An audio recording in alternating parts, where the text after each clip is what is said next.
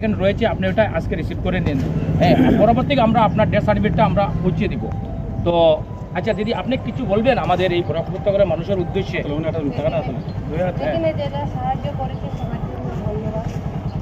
ধন্যবাদ জানাচ্ছেন সবাইকে।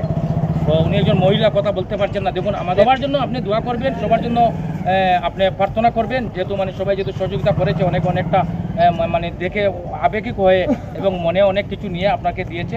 আর আপনার এই বাচ্চার, এই যে ছোটো একটা কচি বাচ্চা রয়েছে, আপনার ওই বাচ্চার জন্য আমরা যেগুলা কালেকশন করেছিলাম সেগুলো আমরা আপনাদের কাছেও তুলে দিচ্ছি।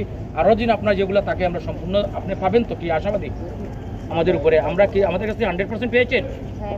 আমি আজকে আমার বদরপুরের মানুষ যারা আমাদের সাহায্য সহযোগিতা করেছেন, এই ভদ্র মহিলাকে, ওনার স্বামী আমাদের বদরপুরে স্টেশনে মৃত্যু হয়েছিল, সঙ্গে সঙ্গে আব্দুল কালাম এসে এবং ওনার যুবক ভাইদেরকে নিয়ে যেভাবে মানুষকে সাহায্যের হাত বাড়িয়েছিলেন, উনি 1,12,000 টাকার মতন কালেকশন করে ওই মৃতদেহ কলকাতায় পৌঁছে দিয়েছেন।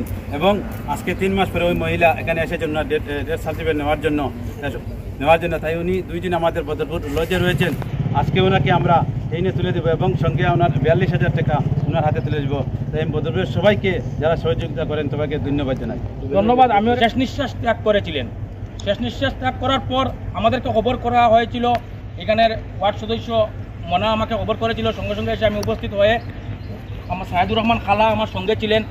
তো ওনাকে নিয়ে আমি তখন ভিডিও একটা করেছিলাম, সাহায্য চেয়েছিলাম বরাক উপত্যকার মানুষের কাছে, গোটা ভারতবর্ষের মানুষের কাছে আমরা সাহায্য চেয়েছি। বিশেষ করে আমি যারা এই সাহায্য সহযোগিতা করেছেন তাদেরকে অন্তর থেকে ধন্যবাদ জানাই। আর বিশেষ করে যে অ্যামাউন্টটা যতটুকু আমাদের কাছে এসেছিল প্রত্যেকটা একদম পরিষ্কার রয়েছে, যেভাবে যতটুকু এসেছে, যতটুকু খরচা হয়েছে এবং অবশিষ্ট যেটা রয়েছে ওর ফ্যামিলির হাতে আমরা দিয়েছি।